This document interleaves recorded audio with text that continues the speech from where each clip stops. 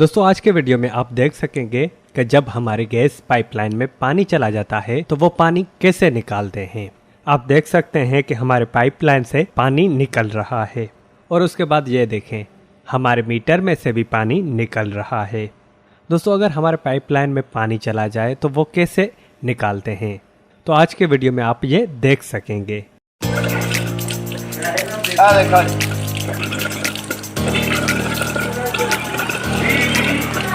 Gas आ गई।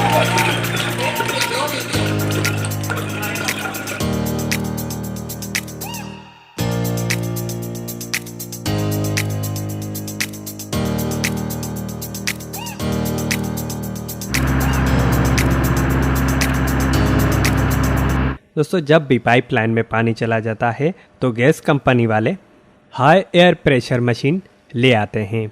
उसमें से एक पाइप निकालकर जहां पर पाइपलाइन में पानी है वहां एक गैस का पाइप खोलकर उसमें लगाया जाता है और दूसरे जो गैस के कनेक्शन होते हैं उनको बंद किया जाता है।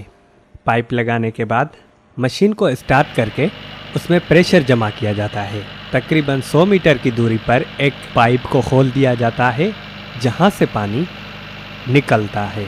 जैसे ही जब प्रेशर जमा हो जाता है तो उस प्रेशर का वाल्व खोल दिया जाता है।